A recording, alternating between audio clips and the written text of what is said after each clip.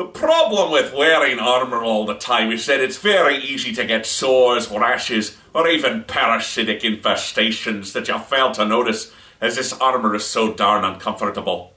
So, every 6 months, the Night's Watch marches down as a unit into the courtyard and strips down for a full-on nude dude body inspection. But I don't want you to think that there's anything gay about this. Well, maybe the chorus line where we sing show tunes. This is Stark Raving!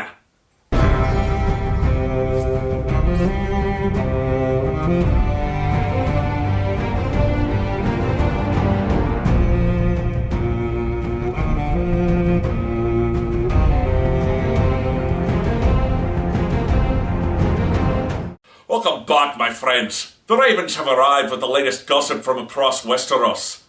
Tonight's story shows just how far some people will go in the name of conquest. I call these events the Old Gods and the New. Maester Luwin sends out a raven just as Theon's forces take Winterfell. He rouses young Bran and tells him to cede the city to him or else the citizens will suffer. Theon declares himself prince and lays down the law until Sir Roderick is brought in. Roderick spits in Theon's face, and Theon orders him to the dungeons. You cannot let that stand. He must pay. I'll lock him in a cell until he rots right. He has to pay the iron price. They'll never respect you while he lives.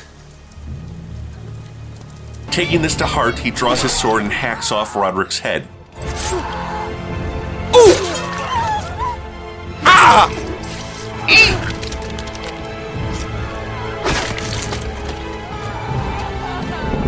Later, Osha sleeps with Theon in exchange for her freedom.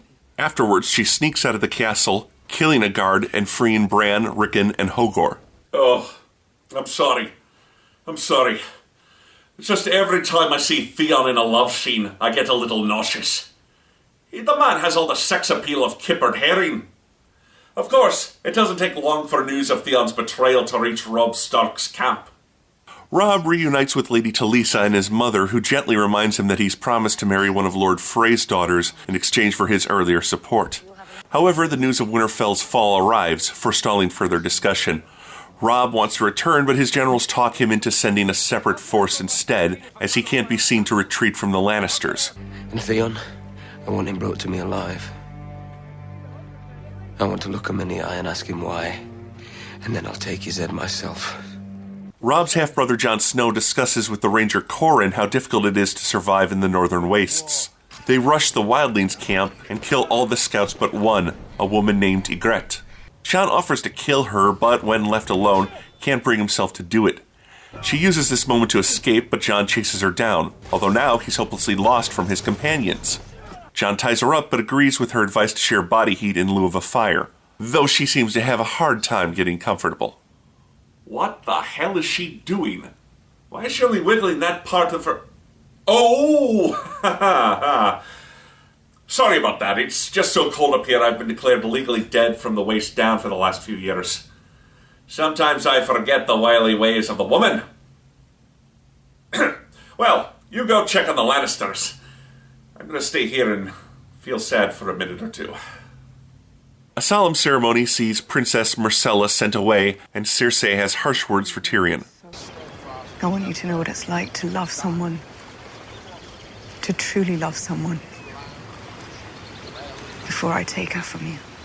Joffrey makes fun of his little brother for crying. God, I hate that little shit. They march back into the city. Joffrey gets assaulted with a cow pie to the face by the starving crowd. God, I bet he hated that little shit. Joffrey orders them all killed, and a riot breaks out with Sansa left to fend for herself. Once safe, Tyrion lays into Joffrey for his stupidity. We've had vicious kings, and we've had idiot kings, but I don't know if we've ever been cursed with a vicious idiot. You can't! I can, I am! They attacked me! They threw a cow pie at you, so you decide to kill them all! They're starving, you fool! All because of a war you started! You're talking to a king! Thank you! Tyrion realizes Sansa is missing and cannot get the guards to go find her. Several men chase her down and are about to rape her when the Hound shows up and murders them all. He carries Sansa back to the Lannisters. Tywin Lannister continues his campaign against Robb Stark, berating Lord Lodge for almost accidentally sending information about their forces to a lord loyal to Robb. Shortly, Lord Baelish arrives with information about the Tyrells, never quite getting a good look at Arya. Arya manages to steal some information about the Lannisters' attacks on Robb, but is caught by the earlier disgraced Lord Lodge. She finds her assassin and names the Lord.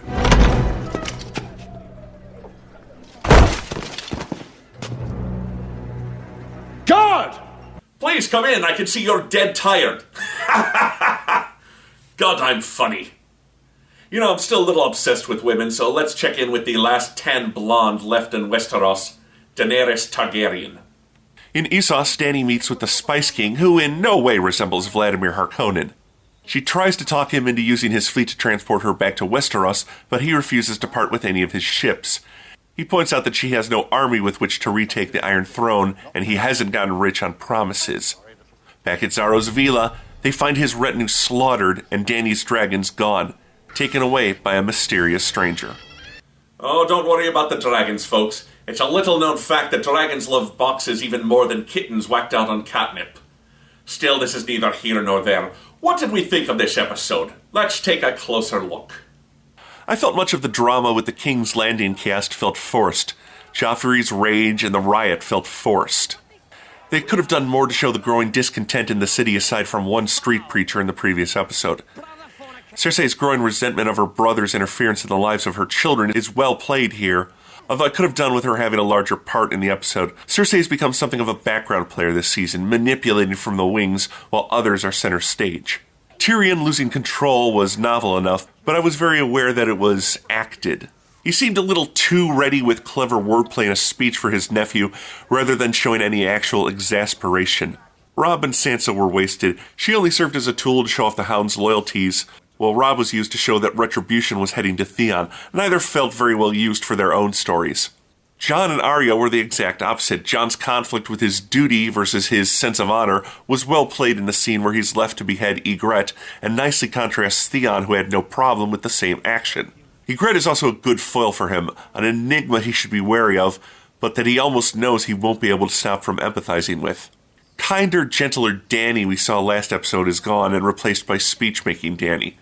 This was a version of the character I was getting as tired of as the version of Tyrion who was constantly outsmarting people. And in a case of, shouldn't this actor have been here for that? In the last episode we saw Jorah was supposed to find transport back to Westeros for Dany, but in this episode she and Xaro are looking for one.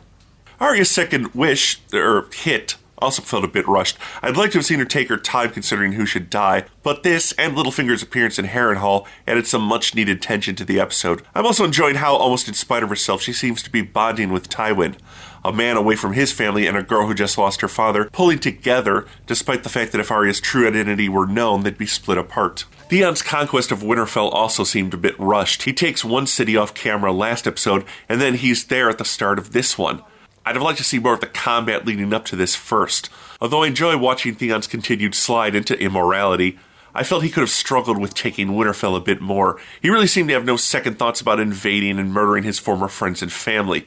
My biggest problem with this episode is, why the hell did O'Shea have to sleep with him if all she was going to do afterwards was sneak out of the castle with the children?